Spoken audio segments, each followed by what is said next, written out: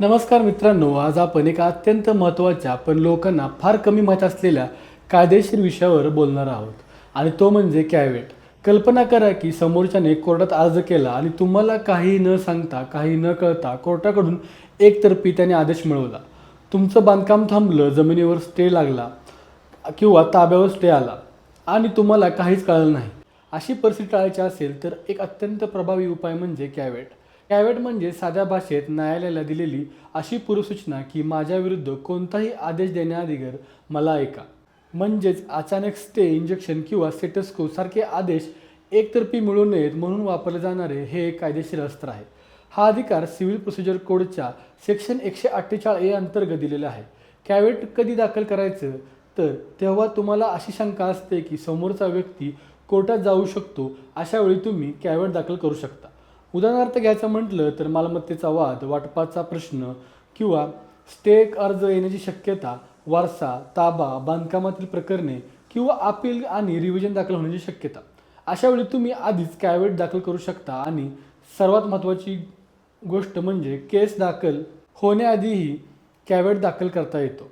Caveat कोण दाखल करू शकते तर ज्याचा त्या प्रकरणाशी थेट संबंध आहेत अशी कोणतीही व्यक्ती, मालक, सहमालक, ताबाधारक किंवा संभाव्य प्रतिवादी आणि यासाठी केस सुरू असणे गरजेचे नाही. कॅव्हेट दाखल केल्यानंतर काय होते तर कोर्टावर एक महत्त्वाचे बंधन येते. जर समोरचा पक्ष कोणताही अर्ज दाखल करतो तर कॅव्हेटरला नोटीस देणे आवश्यक असते. त्याला ऐकून घेतल्याशिवाय साधारणपणे एकतर्फी आदेश दिला जात नाही. म्हणजेच कॅव्हेट हे नॅचरल जस्टिसच्या तत्त्वावर संरक्षण करते. मात्र एक इथे अत्यंत महत्त्वाचा मुद्दा आहे. कॅव्हेट दाखल केल्यानंतर कॅव्हेटरने स्वतःहून समोरच्या पक्षाला नोटीस पाठवणे आवश्यक असते. हा नियम अनेक लोकांना माहीत नसतो आणि इथेच मोठी चूक होते. आता कॅव्हेट आणि इंजेक्शनमधला फरक समजून घेऊया. तर कॅव्हेट म्हणजे आधी मला ऐका, तर इंजेक्शन म्हणजे हे काम थांबवा. तर इंजेक्शन हा केस चालू असताना घेतला जाणारा आदेश आहे.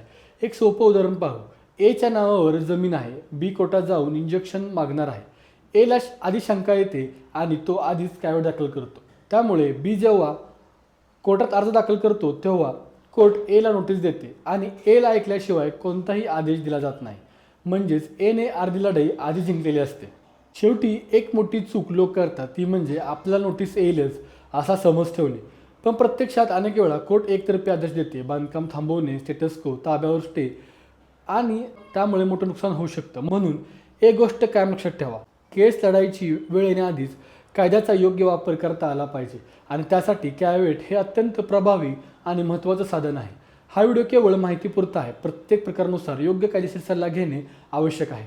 ही माहिती आपणास कशी वाटली आमच्या कमेंट बॉक्समध्ये नक्की कळवा आणि अशाच नवीन व्हिडिओसाठी आमच्या चॅनलला सबस्क्राईब करायला विसरू नका. पाहत राहा लॉ टॉक्स मराठी. धन्यवाद.